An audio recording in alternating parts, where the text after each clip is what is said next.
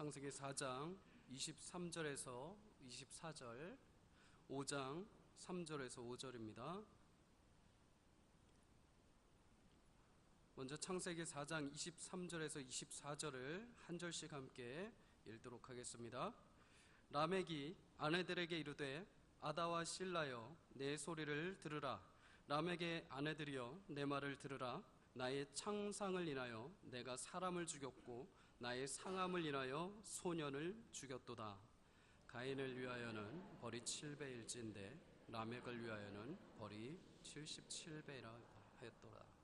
5장 3절에서 5절을 한 절씩 읽고 마지막 절을 함께 읽도록 하겠습니다.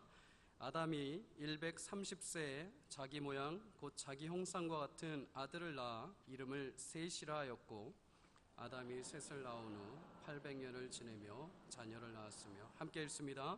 그가 930세를 향수하고 죽었더라. 아멘.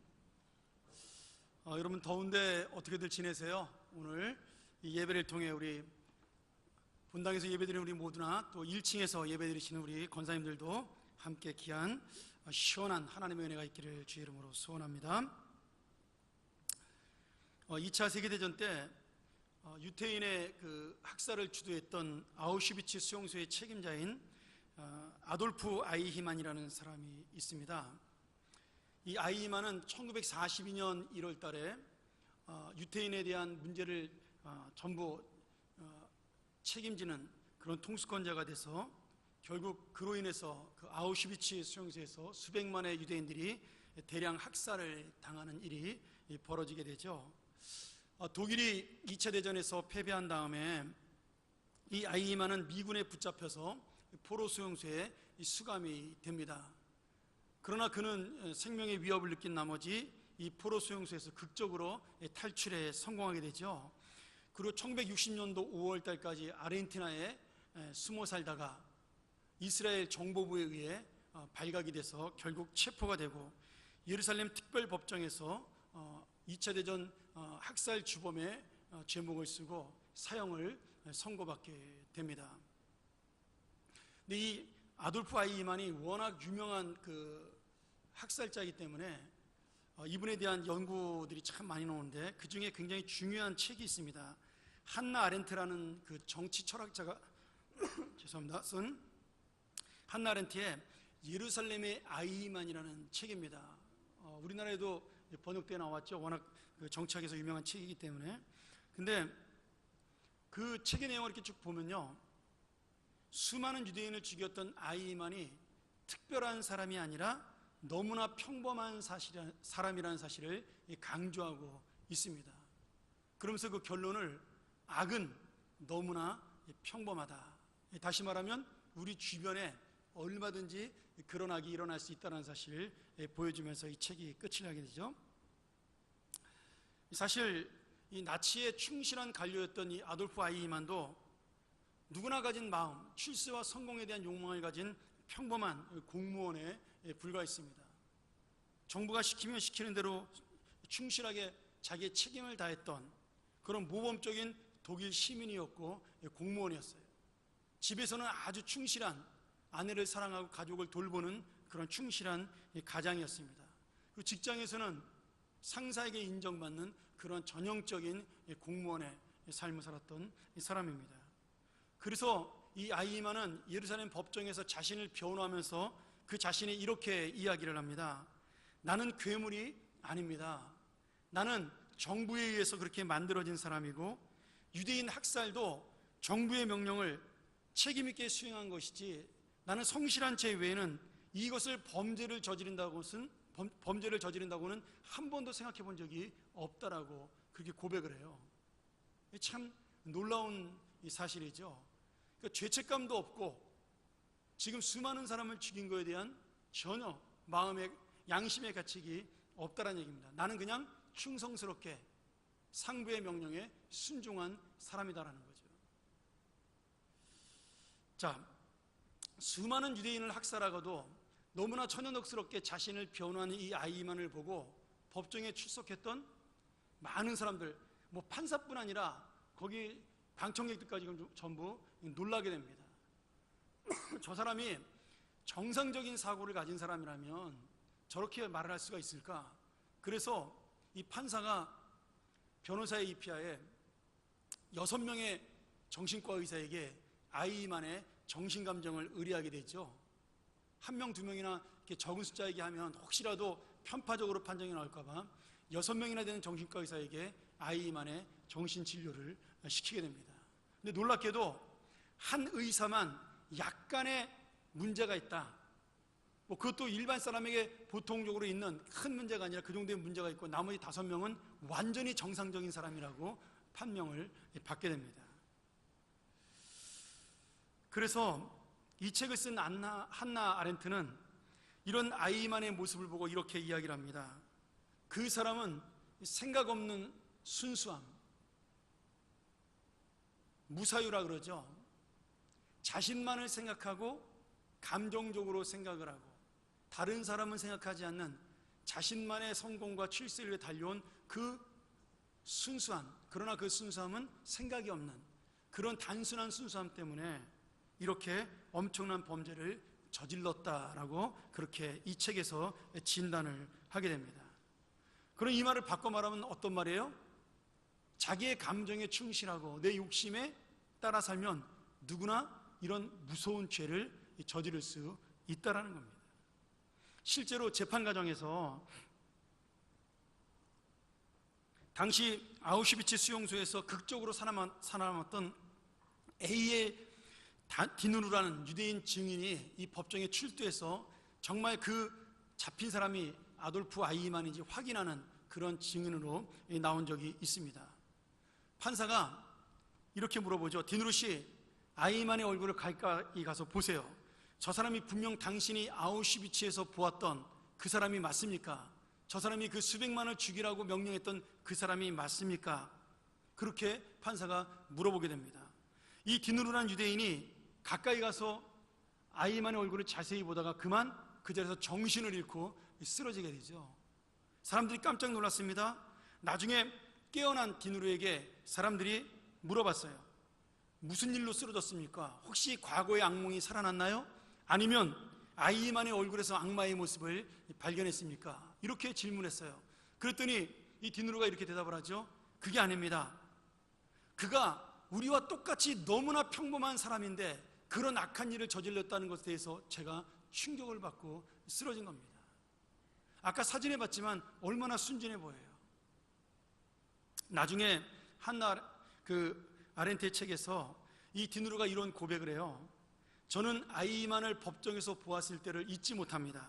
그리고 저도 언제나 아이히만처럼 될 수 있다는 그 사실을 깨닫게 되었습니다. 이렇게 고백을 하게 되는 거죠.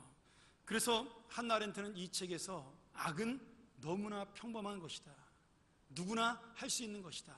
죄라는 것은 너무나 모든 사람에게 이루어지는 당연한 것이다라고 그렇게 설명을 하면서 이 책을 끝내게 되죠. 오늘 여러분, 우리라고 별다르지 않다라는 겁니다. 어떻게 그런 일을 할 수 있어? 라고 말하는 사람들도 내가 내 앞에 욕심과 이기심으로 또 내 앞에 어떤 이해관계가 생기게 되면 사람은 그런 쪽으로 갈 수밖에 없다라는 겁니다. 이 아이히만의 여러분 변명이 이해가 되잖아요. 나는 출세를 위해서 성공을 해서 열심히 살아간 것밖에 없다. 상부의 명령에 대해서 성실하게 내가 그 책임을 따라 일한 것이 죄라면 그것이 죄일 뿐이다. 우리나라 공무원들 중에도 아마 이 말씀을 듣고 찔림받는 분들도 있을지 모르겠어요. 우리나라뿐 아니라 어떤 나라든지 마찬가지겠죠. 그 조직 속에 있으면 사람은 자신의 안전을 위해서 하지 말아야 될 일을 할 수밖에 없다라는 겁니다. 오늘 말씀에서 보여주는 라멕의 행동도 마찬가지죠. 그가 특별한 악한 사람이 아니라 그는 자신의 욕망과 자기의 감정에 충실했기 때문에 젊은 사람을 죽이고도 그 마음에 양심의 가책을 받지 않았습니다. 그가 나에게 상처를 주었기 때문에 나도 그를 죽이는 것이 당연한 것이다. 이렇게 생각을 한 겁니다. 그리고 그는 자신의 가족과 자신의 인생이 자기만 잘 살고 자기만 행복해지는 그런 길로 나간 거죠. 다른 사람이 볼 때는 악한 길이지만 자신은 열심히 산 겁니다. 우리 지난주에 라멕의 세 아들 이야기 들었잖아요. 야발과 유발과 두발가인. 그들은 다 이 땅에서 열심히 살았던 사람이에요. 성실하게 살았던 사람입니다. 목축업으로 성공을 하고 악기를 만들어 인기 있는 사람이 되고, 그 다음에 기계를 만들어 창칼로 권력을 잡은 사람들. 여러분, 열심히 없이 그런 일이 가능하다고 생각하세요? 그렇지 않습니다. 자기가 어떤 한 업적을 이루기 위해서는 누구든지 열심히 일할 수밖에 없는 거죠. 근데 그 열심과 성실함이 어디서 나왔다라는 거예요? 자신의 욕심과 감정에서 나왔다라는 겁니다. 하나님에 대한 생각이 없는 그 인간적인 순수함. 그러나 그것은 결국 죄로 가는 심판의 길인 거죠. 우리가 읽은 두 가지의 본문에는 라멕에 대한 이야기도 나오지만 셋의 후손에 대한 이야기가 나옵니다. 하나님께서 아담과 하와가 아벨이 죽은 다음에 그들을 위로하기 위하여 아들을 주셨는데 그 아들의 이름이 셋입니다. 그리고 그 셋의 후손들을 통하여 하나님의 사람들이 이 땅에 퍼져나가는 것을 하나님이 허락하셨어요. 그래서 창세기 5장의 기록은 지루한 족보가 아니라 하나님의 후손들, 하나님을 믿는 성도들이 어떻게 살아가는가에 대해서 우리에게 보여주는 귀한 말씀입니다. 목사님, 읽어봤더니 맨 3절부터 누가 뭘 낳고 누가 누구 낳고 몇 살에 살다가 죽었다, 계속 그런 얘기도만 그 얘기가 그렇게 은혜스러운 얘기입니까? 여러분, 그것이야말로 가장 은혜스러운 이야기입니다. 왜냐하면 그들은 그 인생을 살아가는 900년의 기간 동안 낳고 이 세상을 평범하게 사는 것처럼 보였지만 그 안에 누가 있었다라는 거예요? 그 안에 하나님을 기억하는 믿음이 있었다라는 이야기입니다. 참 재밌게도 라멕의 족보, 다시 말하면 가인의 족보와 이 셋의 족보가 많은 차이가 있습니다. 예전에 어떤 목사님이 가인의 족보를 말씀하시면서 그런 이야기를 하셨어요. 가인의 족보에는 죽었다라는 기록이 나오지 않습니다. 저는 그 말씀이 굉장히 마음에 남았습니다. 그래서 그 말씀을 듣고 굉장히 오래전 일이지만 저는 이 족보에 대해서 굉장히 열심히 읽었어요. 근데 정말 가인의 족보에는 죽었다라는 기록이 나오지 않아요. 그리고 셋의 족보에는 계속해서 누구를 낳고 누가 죽었다라는 기록이 나오고 있는 겁니다. 근데 재밌게도 가인의 족보를 보면 제가 지난주에도 설명을 드렸지만 사람들의 업적이 자세히 설명되어 있어요. 라멕이 어떤 일을 했고, 그 다음에 유발이, 야발이, 두발가인이 그 발시삼형제가 열심히 뭘 만들었고 이런 것들이 자세히 설명이 되어 있단 말이죠. 그런데 하나님의 믿음을 가진 셋의 후손들에 대한 기록에는 그저 낳고 죽었다라는 기록밖에 되어 있지 않는 겁니다. 제가 이걸 보다가 왜 이렇게 하나님이 라멕의 후손들에 대해서는 기록을 자세히 남기고 하나님이 정말 하나님의 뜻대로 살아갔던 그 믿음의 사람들에 대해서는 이렇게 평범하고도 너무나 반복적이고 지루한 기록으로 남기셨을까? 그 얘기를 보다가 그 목사님이 말씀하셨던 라멕의 기록에, 가인의 후손들에 대한 기록에는 죽었다라는 말씀이 없다는 것이 제 마음속에 와 닿은 것입니다. 오늘 여러분, 우리가 이 족보를 보면서, 특별히 셋의 족보를 보면서 낳았다는 말도 중요하죠. 그러나 사실은 죽었다라는 말이 굉장히 더 중요한 의미가 있습니다. 여러분, 죽는다는 말이 뭐예요? 죽는다라는 단어는 그때까지 경험해보지 못한 이 단어입니다. 아담이 900살이 넘게 살았잖아요. 그러니 아담이 언제까지 사는지 여러분 연수로 계산하면 사실은 이 당시 아담 시대의 사람들은 죽음을 보는 것은 충격적인 일인 거죠. 근데 지금 하나님께서는 너무나 단순하게 죽었다라는 기록을 여러 번 남기고 있는 겁니다. 자, 죽었다는 말은 어디서 처음 나오죠? 창세기 3장 19절에 아담이 선악과를 먹었을 때 하나님께서 네가 정령 죽으리라 말씀하셨고 땅에서 흙으로 돌아가리라 이렇게 말씀하셨습니다. 그것이 바로 죽음이에요. 근데 주님이 그 죽음으로 우리가 끝나는 것이 아니라 어떻게 말씀하셨죠? 여자의 후손이 나와서 뱀의 머리를 상하게 하고 그분을 통해 우리가 구원받을 것을 우리에게 말씀하시죠. 이것을 우리가 신학용어로 원시복음이라고 합니다. 첫 번째로 우리에게 주어진 복음이기 때문에 그렇습니다. 예수 그리스도를 처음으로 설명해주는 복음이라고 설명을 하는 거죠. 그러니까 하나님이 우리에게 죽는다는 말을 했지만, 내가 죽어서 육신은 땅으로 돌아가 그 흙이 된다는 그 말은 그냥 그렇게 끝난다는 말이 아니라, 우리의 영혼은 하나님의 형상인, 하나님의 생기의 호흡인 우리의 영혼은 어디로 간다는 거예요? 내가 죽으면 하나님 앞에 영원한 생명으로 다시 간다라는 사실을 보여주고 있는 겁니다. 그러니 죽었다라는 것은 끝났다라는 말씀이 아니라 새로운 인생이 시작되는 것이고, 하나님 앞에 함께 숨을 쉬는 새로운 우리의 역사가 시작된다는 의미가 담겨져 있는 말이 죽었다라는 기록입니다. 그러니까 이 창세기 3장과 우리가 5장의 족보를 비교해 볼 때, 셋의 후손들, 다시 말하면 아담의 새로운 후손들이 낳고 죽었다라는 기록이 났다라는 것은 그 사람들의 죽음이 죽음으로 끝나지 아니하고 하나님 앞으로 서는, 하나님과 함께 다시 살아가는 그런 인생으로 나간다라는 믿음의 고백이 이 낳고 죽음의 역사에 있다는 사실입니다.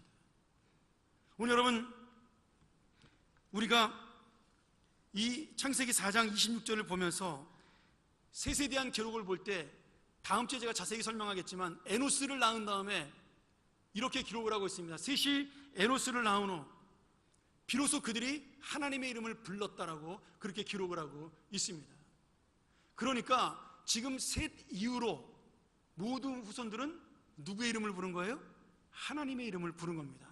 여러분, 이 하나님의 이름을 불렀다라는 것은 단순히 하나님이 이렇게 부른 것이 아니라 예배를 드렸다라는 의미가 돼요. 그러니 이 셋 자손들은 하나님과 함께 교통하는 삶을 사는 겁니다.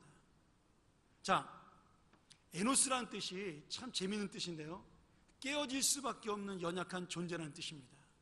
이거는 좀 더 우리나라 말로 직설적으로 표현하면 죽을 수밖에 없는 존재라는 거예요. 세상 사람들이 이 믿음으로 내가 연약한 존재요, 깨어질 수밖에 없는 존재고 하나님 앞에 죽을 수밖에 없는 존재라는 그런 깨달음을 얻고 믿음을 얻었을 때 누구를 찾게 된다는 거예요? 하나님을 찾게 된다는 겁니다. 그래서 그들이 하나님의 이름을 부른 겁니다. 자, 이 말씀 우리가 다음 주에 한 번 더 보도록 하죠.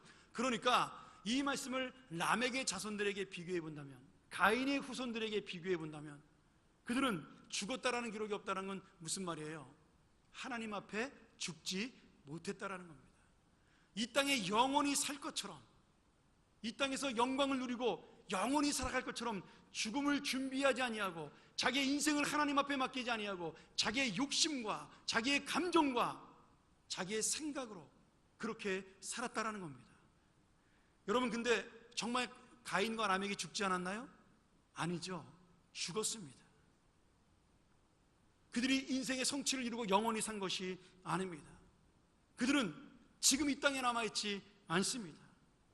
분명히 죽었지만 지금 이 말 속에 그들의 죽음의 기록이 없는 것은 정말 안 죽었다는 이야기가 아니라 그들이 죽음을 주님 앞에 준비하지 못한 심판받는 인생을 살았다라는 의미가 되는 겁니다. 오늘 여러분, 세상의 눈에 보이는 업적이나 성공의 기록이 아무리 뛰어나도 하나님과 상관없이 달려가는 인생, 하나님과 상관없이 숨가쁘게 살아가는 인생은 그저 멸망과 심판을 향해 달려가는 인생에 불과하다라는 거예요. 병원에 가면 산소호흡기를 끼고 가망 없이 살아가는 분들이 중환자실에 꽤 있습니다. 우리는 그분들을 바라보며 살았으나 죽은 생명이라고 이야기를 하죠. 그저 산소호흡기만 떼면 그분들의 영혼은 떠나갑니다. 근데 여러분, 그런 사람들만 생명이 사라지는 것이 아니라는 거예요.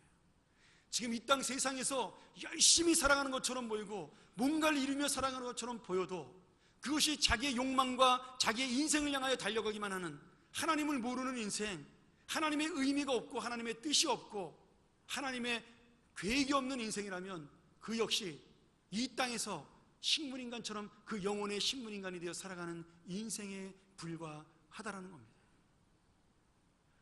오늘 여러분, 죽음은 인간의 한계와 연약함을 보여주는 아픈 현실이에요. 인정합니다. 그러나 믿음으로 사는 사람들에게 죽음은 더 이상 끝이 아니라는 거예요. 하나님의 은혜를 입고 하나님께로 돌아가는 새로운 인생의 시작입니다. 그러니 낳고 죽었다는 것은 하나님을 기억하여 죽었다라는 의미가 됩니다. 하나님 앞에서 죽었다라는 기록이 없는 것은 그들이 하나님 앞에 죽음을 준비하지 않은 인생이라는 사실을 우리에게 보여주고 있는 거죠.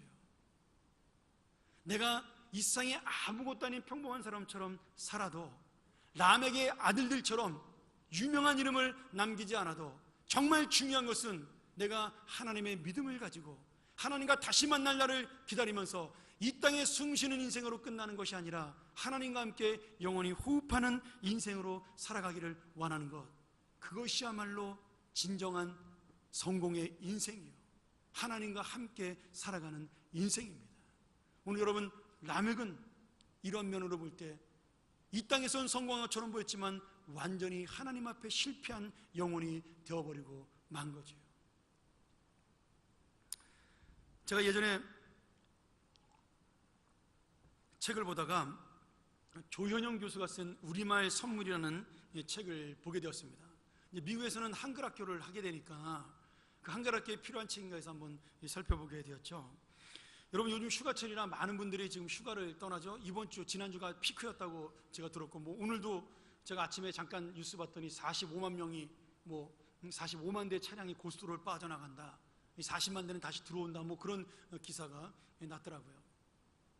우리 교회도 지금 보니까 2층에 좀 빈자리도 있고 눈에 띄는 젊은이들이 몇 분 안 보이는 거 봐서 다 휴가를 간 것 같은 생각이 들어요. 아마 다녀오신 분들도 있고 또 준비하는 분들도 계실 겁니다. 사람들에게 이 휴가와 쉼은 단순히 노는 게 아니죠. 여러분, 이것은 우리 인간에 꼭 필요한, 하나님이 우리에게 주는 바른 고른 호흡을 살 수 있는 기간입니다. 내가 새로운 삶을 위해 호흡을 가다듬는 충전의 시간이 바로 이 휴식과 쉼, 휴가입니다.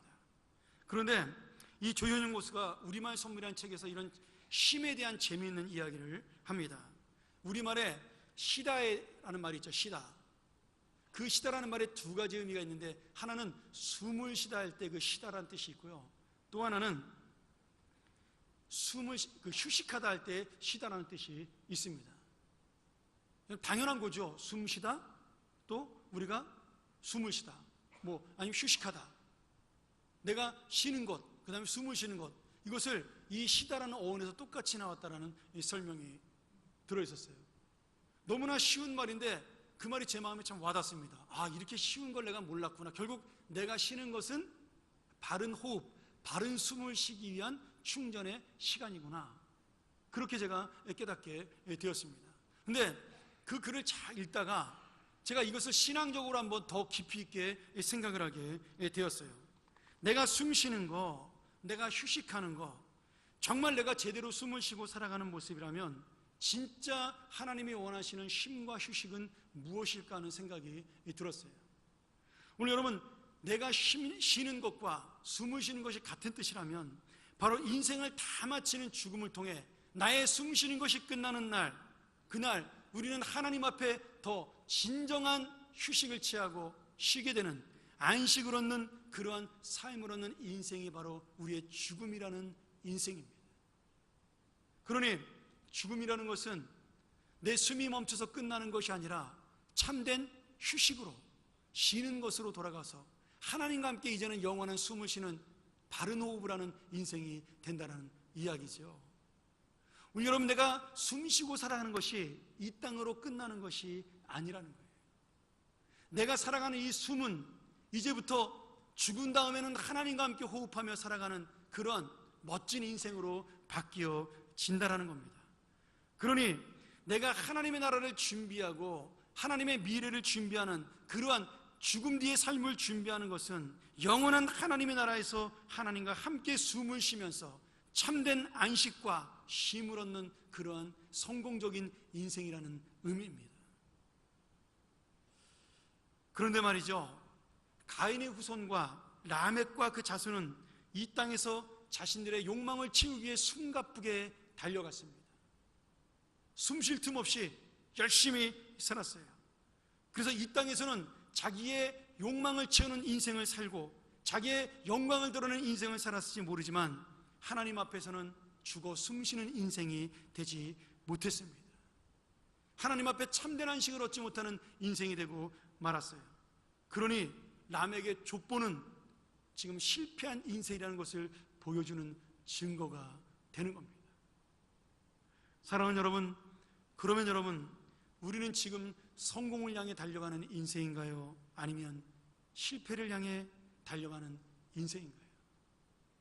내가 지금 숨을 쉬고 달려가는 이 인생이 그저 호흡하고 하루하루 살아가는 인생이냐, 아니면 하나님의 그 뜻을 향하여 하나님과 함께 숨을 쉬며 살아가는 인생이냐. 우리가 하나님의 형상으로 창조가 되었고 하나님의 그 생기로 내 코에 하나님의 호흡을 불어넣어 주었다면 이제부터 내가 살아가는 그 숨쉬는 인생도 결국 하나님의 숨과 호흡이 되어야 한다는 말씀이죠. 그러니 우리가 세상에 이루는 모든 것들이 아름다워 보인다 할지라도 그것은 하나님과 관계가 없으면 아무것도 아닌 먼지에 불과한 그것들입니다.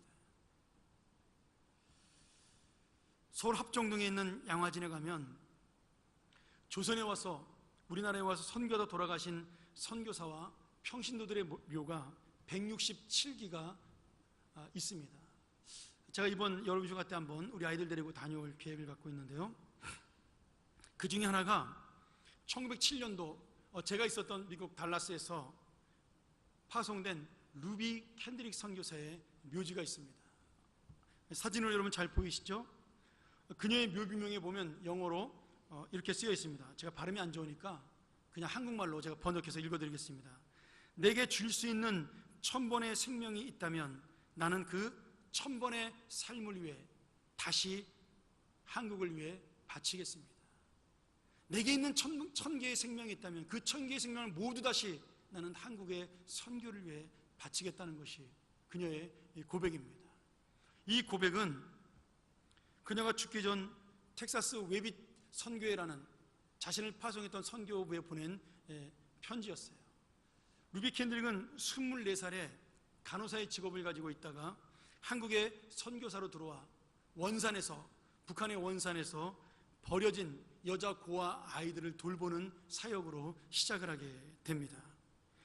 병에 걸려 버려지고요, 또 아들이 아니라고 버려진 딸들, 그리고 장애를 가졌다고 버려진 여자아이들, 그런 아이들을 모아서 고아원을 차렸고 그 아이들을 돌보고 성경을 가르치는 그런 사역을 감당했습니다. 그러다 25살에 그만 풍토병에 걸려서 8개월의 짧은 기간의 사역을 마치고 이 세상을 꽃다운 나이에 떠나게 됩니다. 그리고 세상을 떠나기 전에 이 편지를 텍사스의 달라스에 보내게 된 것이죠. 만일 내게 1000개의 생명이 더 있다면 나는 그것을 다시 한국에 주겠습니다. 당시 이 편지가 전달되었을 때 텍사스 웨빗 청년의 연합대회 기간 중이었습니다. 많은 사람들이 모여서 아시아의 작은 나라, 그리고 세상에 있는 아프리카의 나라들을 위해서 기도하는 그런 선교 기간이었어요. 근데 이 아시아의 이름도 없던 작은 나라에 이 루비 캔드릭을 보내놓고 기도하던 동역자들은 이 편지를 읽고 그녀의 뜨거운 선교 열정에 감격하면서 그녀의 선교 사역을 도와달라고 하나님께 기도를 하기 시작을 했죠. 그런데 그 다음 날 바로 한국으로부터 다시 한 통의 급한 정보가 배달되었습니다. 루비 캔드릭이 갑작스러운 병으로 세상을 떠났다는 소식이었습니다. 함께 모여 있었던 기도하던 그 웨빗 선교회 청년들은 너무나 가슴이 아프고 슬펐지만 이미 루비 캔드릭의 편지를 받아보았기 때문에 그들의 가슴 속에는 선교 열정이 불타올랐고 슬픔을 넘어서 나도 어려운 나라에 가서 복음을 전파하다가 루비 캔드릭처럼 죽겠다라는 결심자들이 20명 이상이 나오게 되었습니다. 그리고 그녀가 죽은 뒤 그녀의 이름은 잊혀진 것처럼 보였지만 3년 동안 텍사스 웨빗 청년 선교회에서는 20명이 선교사로 자원했고 그 중에 2명이 다시 한국으로 루비 캔드릭의 뒤를 이어 파송이 된 것입니다. 오늘 여러분, 루비 캔드릭은 세상에 관심을 받지 못하고 젊은 나이에 병으로 죽은 연약한 여성에 불과했습니다. 아무도 그를 기억하는 사람이 없는, 이 땅에서는 아무런 것도 남겨주지 못한 것처럼 영광도 돌아내지 못하고 자신의 꽃봉오리조차 피우지 못하고 죽은 안타까운 인생이라고 많은 사람들이 생각을 했을 겁니다. 그러나 그는 결코 죽지 않는 믿음의 순교자가 되어 지금도 우리의 영혼 속에 남아 숨을 쉬는, 내 심장과 함께 숨을 쉬는 놀라운 하나님의 사람으로 남겨져 있는 겁니다. 오늘 여러분, 무엇이 성공이고 무엇이 실패한 인생인가요? 제가 여러분에게 전부 선교사라고 하라고 이 말씀을 드리는 것이 아닙니다.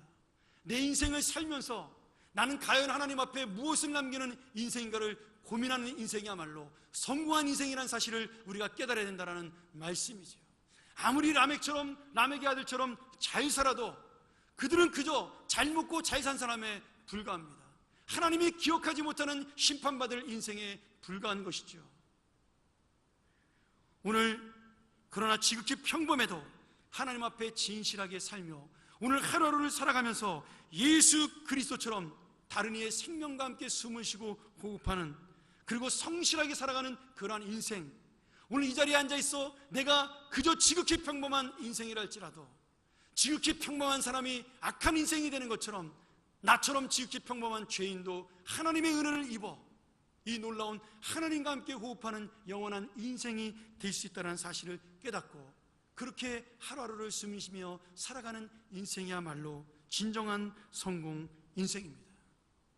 사랑하는 여러분, 오늘 여러분에게 다시 한번 제가 묻습니다. 너는 지금 성공을 향해 달려가는 인생인가? 실패를 향해 달려가는 인생인가? 이 물음은 나의 물음이 아니라 오늘 우리에게 새로운 생명을 주시고 우리와 함께 호흡하기를 원하시는 예수 그리스도의 질문입니다. 너는 나와 함께 숨쉬며 달려가기를 원하는 인생이냐? 너의 욕망을 향하여 숨차게 달려가는 인생이를 원하느냐? 오늘 여러분, 이 성공의 인생 그리고 이 실패의 인생, 내가 어느 인생을 가야 할지 오늘 이 말씀을 통하여 깨닫고 우리 가슴 속에 하나님과 함께 숨쉬며 살아가는 귀한 성공의 인생으로 살아가기를 주의 이름으로 간절히 소원합니다. 우리 같이 한번 기도하시겠습니다.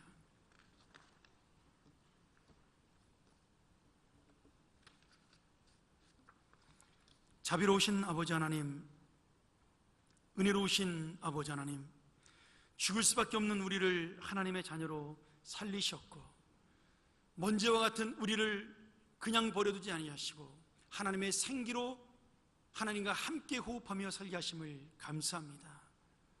그러나 오늘 내가 지금 살아가는 나의 인생, 내가 숨쉬며 살아가는 하루하루의 호흡들이 정말 하나님과 함께하는 인생인지 돌아보게 도와 주시옵소서.